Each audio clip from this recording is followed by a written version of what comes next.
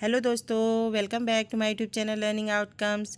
धन की देवी लक्ष्मी का वाहन माने जाने वाला उल्लू एक रात्रिचर प्राणी है, सभी जानते हैं। और रात्रिचर प्राणी दिन की अपेक्षा रात्रि को अधिक सक्रिय होते हैं, मिस्टीरियस होते हैं। ये परावर्तित ध्वनि तरंगों को सुनने की क्षमता रखते हैं। तो आज हम इसी के बारे में जानकारी प्राप्त करेंगे।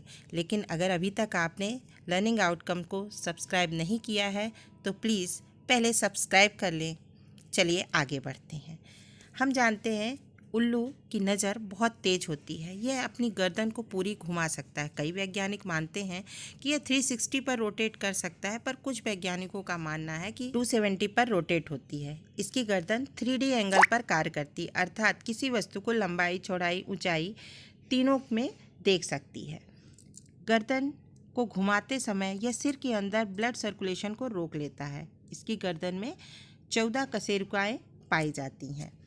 इसकी आँखें बहुत तेज़ होती हैं। आँखों पर 3 तरह की पलकें पाई जाती हैं।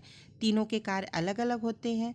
पहली पलक झपकने के काम आती है, दूसरी सोने के और तीसरी आँखों को क्लीन साफ करने के काम में आती है। उल्लू की आँख का पर्दा लेंस से अधिक दूरी पर होता है और इस कारण से प्रतिबिंब बड़ा बनता है।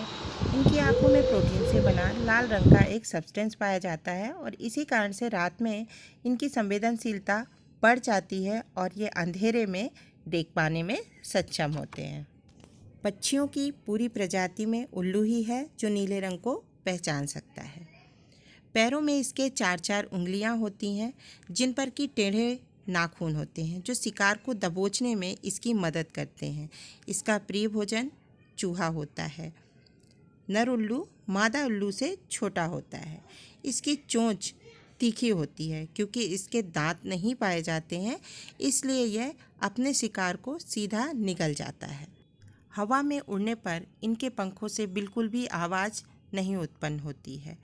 हवा में जब कोई पक्षी उड़ता है साधारणतः तो गति करने के कारण से हवा में कंपन होता है और जिस कारण से वहाँ तरंगें उत्पन्न होती हैं जो आवाज़ पैदा करती हैं।